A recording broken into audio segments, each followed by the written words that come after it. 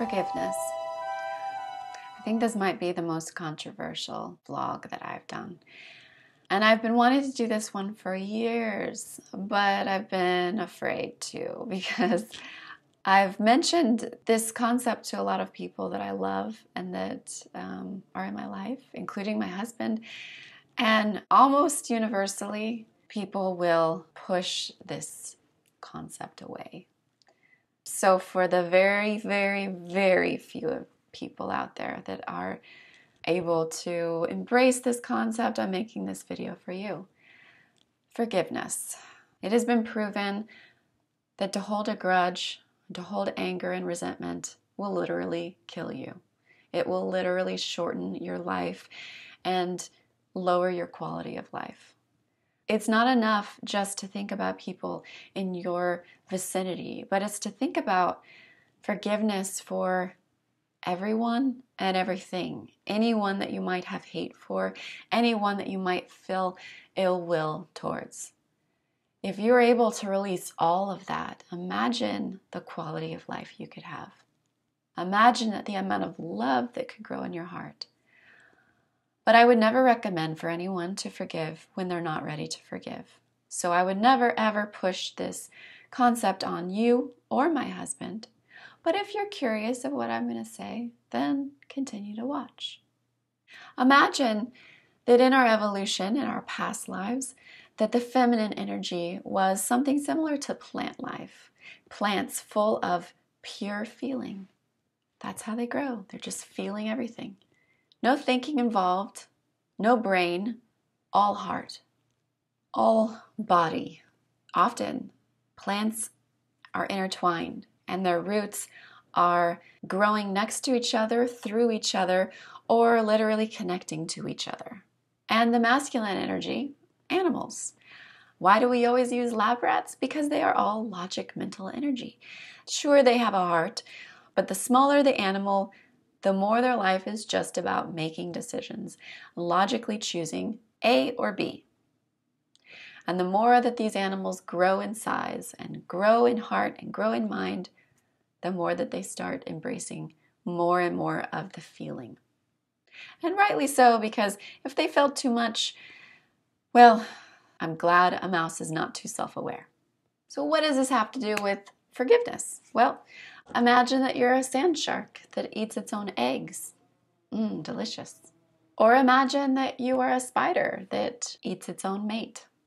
There are hundreds of examples, probably thousands of examples in nature where we can see that animals are mass murderers, cannibals, and all sorts of other activities that if they were human, we would definitely put them in jail for. Why are we not putting them in jail? Well, because we are forgiving them because they don't know any better. Because from where their perspective is, they are all about survival. They are all about instinct. And they're doing the only thing that they know to be right.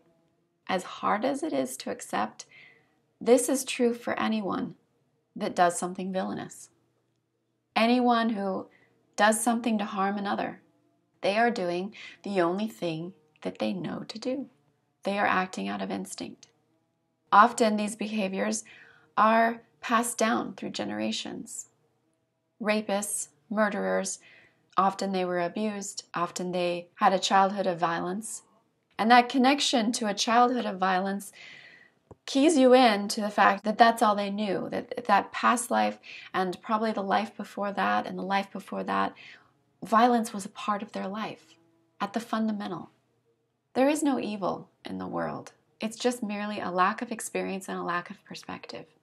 That doesn't mean it ever feels good to be hurt by another.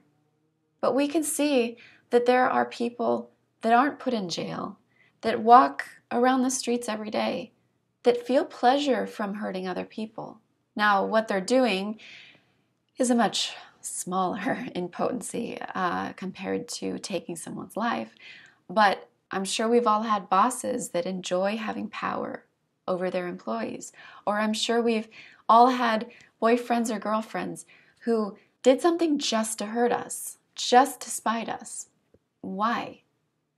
Because they were in pain and they passed that pain on to us. They wanted us to share in their pain. And a killer is no different. They want us to share in their pain. People say that serial killers or certain people are so beyond help that they have no feelings.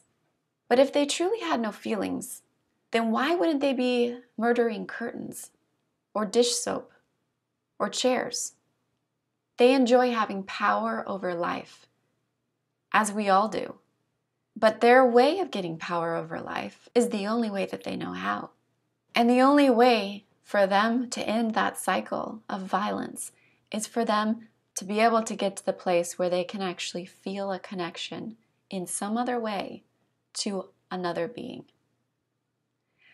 And for that to happen, there has to be another being, another life form willing to have an open channel. I'm not saying that I could walk into a jail cell and my love could heal some random perpetrator, someone full of hate, because their life is still their own and they are still the creator and they are still in charge of making decisions. But what I am saying is that the more options that are available to them, the more possibility that one day they would wake up and feel a sense of regret and feel a sense that there might be something that they could do to open up that channel to another, to begin to build these pathways to the concept of love. We are all working to strengthen our understanding of love. Have you ever done something just to hurt a person that broke up with you, or just to hurt someone that has hurt you, someone that cut you off in the street? Every single person has probably had a moment where they felt a little bit of pleasure from hurting somebody else.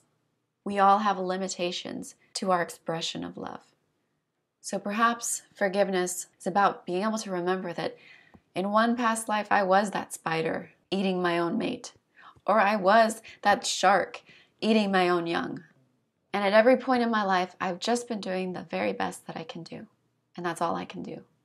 And every time I've grown in love, I have had someone that has shined a light and led by example and showed me something that my curiosity has guided me to that next level of enlightenment, that next level of understanding, leading me on the path to be able to love all living things and to embrace all life, to be able to first forgive myself for any judgments or any times that I have shown more weakness than compassion.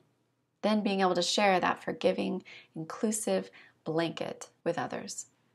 Usually in our personal lives, there are one or two people that really are going to be our fundamental figures for being able to learn forgiveness within ourselves. These might be a parent, they might be a child, they might be a boyfriend, they might be a boss. They might be the last person that you ever thought you could ever forgive, that you could ever see goodness in. And if there is someone who's the last person you would think you could ever forgive, then that is your path to forgiveness. Forgiveness is not just for the person that has caused the hurt. Forgiveness is also for yourself. Carrying the weight and the pressure and negativity of this blame will hold you back from seeing the brightest of things, feeling the lightness of your soul to be able to fly, to be able to be free.